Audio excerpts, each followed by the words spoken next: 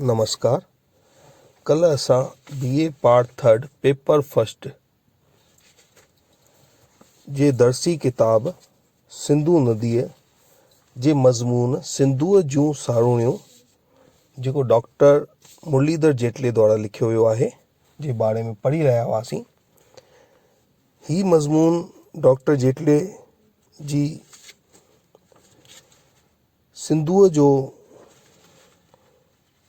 सिंधुअ जे तरफ़ वञी करे उते घुमण ऐं सिंधु किथां शुरू थी थिए ऐं किथां किथां हली करे कीअं वञी समुंड में मिले थी, इन जे बारे में सॼो वर्णन कयो वियो आहे। कल्ह मां ॿुधायोमांव इन में। कल्ह जो पढ़ियल थोरो रिविज़न था करे वठूं।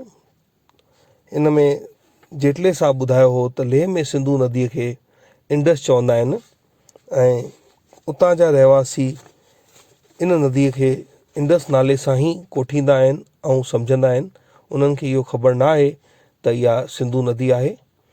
लेह में सिंधुअ जो रूप हिकु पहाड़ी नाले वांगुरु आहे जंहिंजो वहिकिरो अटकल 100-200 फुट ताईं ॾिसण में अचे पियो।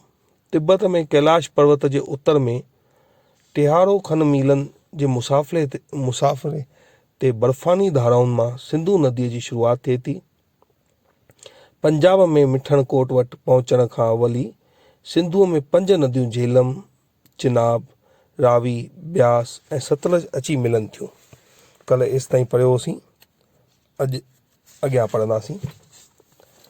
जेटले साहब ॿुधाइनि था त सिंध परॻणो इंतिजामी लिहाज़ खां पाकिस्तान जो ॾखण वारो हिकु सूबो आहे। इन्हीअ जे उत्तर में बलूचिस्तान ऐं पंजाब, ओभर में राजस्थान जो रेगिस्तान ऐं ॾखण में कच्छ जो रण ऐं अरबी समुंड आहे। ओलह तरफ़ बलूचिस्तान सूबे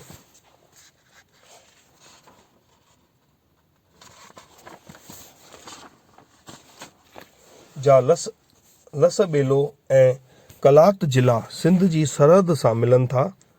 खीरथर जबल जूं कतारूं ॿिन्ही सूबनि खे हिक ॿिए खां अलॻि कनि थियूं। सिंध सूबे जी कुल एराज़ी 1,40,915 चौरस किलोमीटर आहे। परॻणे जी सरासरी वेकर 281 किलोमीटर आहे। सिंधु नदी उत्तर खां कशमोर वटां सिंध में दाख़िल थिए थी। ॾखण में ठटे ज़िले जे सामुंडी किनारे ते जुदा जुदा धाराउनि जी सूरत में वञी अरबी समुंड सां मिले थी। सिंध में नदीअ जे ओलह वारी एराज़ी जाबलू ऐं घणे क़दुरु गैर आबाद आहे, पर ओभर वारी एराज़ी वधीक सरसब्ज ऐं आबाद आहे। सिंध जो करंगो आहे सिंधु नदी। समूरी एराज़ीअ जो जीवन हिन ते आधार रखे थो। जेकॾहिं सिंधु नदी हिन परॻणे मां न वहंदी हुजे हा त इहा एराज़ी गैर आबाद ऐं बयाबान बणिजी पवे हा। सिंध में इहा ई हिकु नदी आहे जेका हिमालय जे बर्फ़ानी नदियुनि मां निकिरे थी ऐं 12 ई महीना वहंदी रहे थी। खीरथल जबल मां हब ऐं मलीर ऐं के ॿियूं बरसाती नदियूं बि निकिरनि थियूं जेके ॾखण सिंध जे किन एराज़ियुनि खे हर मुंद में पाणी मुयसरु कनि थियूं। जीअं त सिंध जो जियापो घणे क़दुरु सिंधु नदीअ जे जल ते आहे, इन करे सिंधी माण्हू दरिया शाह जी पूॼा कनि था।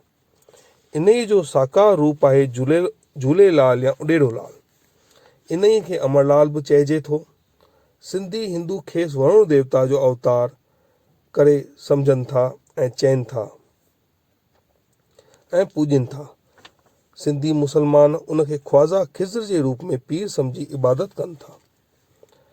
मुल्क जी आज़ादीअ खां पोइ सिंध सरकार सिंधु नदीअ ते जल जो घणो लाभ वरितो आहे। कैनालूं ठाराए, उन्हनि जो ॼाड़ फैलाए, आबपाशी खाते जजे तादाद में गैर आबाद ज़मीन खे सरसब्ज बणायो आहे। आज़ादीअ खां अॻु सिंध में सिंधु नदीअ ते सिर्फ़ु हिकु बैराज सखर शहर वटि हुई, जंहिंजी अॾावत जो कमु 1923 में शुरू थियो ऐं जनवरी 1932 में उहा ठही रास थी।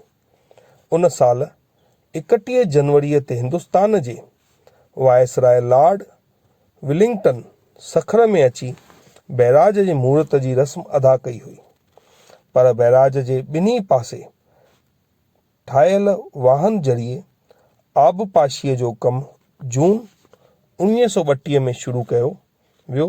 बैराज वटां नदीअ जे साॼे कप खां 3 कैनालूं आहिनि: उत्तर ओलह कैनाल, राइस कैनाल ऐं दादू कैनाल, ऐं खाॿे किनारे खां 4 कैनालूं आहिनि: नारा कैनाल, खैरपुर फीडर ओभर, खैरपुर फीडर ओलह ऐं रोहिड़ी कैनाल। सखर बैराज खे लायड्स बैराज बि सॾिजे थो। इन में कुल 66 दरवाजा ठहियल आहिनि। हर हिकु दरवाजो 18 मीटर वेकिरो आहे। इन्हीअ बैराज जे वाहन वसीले सिंध जी 30,12,000 हेक्टेयर ज़मीन ते आबादी थिए थी। माहिरनि जो चवणु आहे त हीअ दुनिया जो वॾे में वॾो आबपाशी सिरिश्तो आहे। सखर बैराज खां वहकिरे जे ओभारे तरफ़ साध बेलो तीर्थ स्थान आहे। उन जे भरिसां ई उत्तर पासे लैंस डाउन पुल आहे। इन्हीअ पुल जी खूबी इहा आहे त इहा कैंची पुल यानी लीवरनि ते बीठल आहे। हेठां को बि थंबो ठहियल न अथसि। पुल मथां रेलगाॾीअ जी आमदरफ़्त पुण थींदी आहे। पाकिस्तान ठहण खां पोइ इन्हीअ जे भरिसां हिकु ॿी पुल ठाही वई आहे, जंहिंखे अयूब पुल सॾनि था। सिंधू नदीअ ते ॿी पुल हैदराबाद ऐं कोटड़ीअ वटि ठहियल आहे। उते रेलवे लाइन वारी पुल बि आहे, जेका अंग्रेज़नि जी हुकूमत वारे दौर में ठही हुई।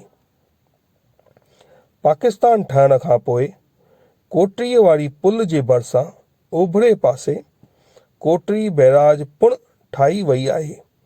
कुझु साल थिया त सखर ऐं हैदराबाद जे विच में मोरे ऐं दादूअ वटि नई पुल ठाही वई आहे। अॻे उते पतण ठहियल हुआ, जितां ॿेड़ियुनि रस्ते नदी पार आमदरफ़्त थींदी हुई। पाकिस्तान ठहण बाद कश्मीर जे उत्तर तरफ़ हिकु नई बैराज पुण ठाही वई आहे। इन हंधा वाहन जे ज़रिए 1 लख खां बि वधीक हेक्टेयर ज़मीन ते पाणी मुयसरु कयो वञे थो। इन्हीअ तरह हाणे सिंध जी घणी ज़मीन वाहन ज़रिए सरसब्ज़ ऐं आबाद बणाई वञे थी। अॼु एसि ताईं पढ़ंदासीं, सुभाणे अॻिते। अॼु जे पाठ में तव्हांखे कहिड़ी दिक़त हुजे त तव्हां मूंखां व्हाट्सएप ते या फ़ोन ज़रिए पुछी सघो था। महिरबानी, धन्यवाद।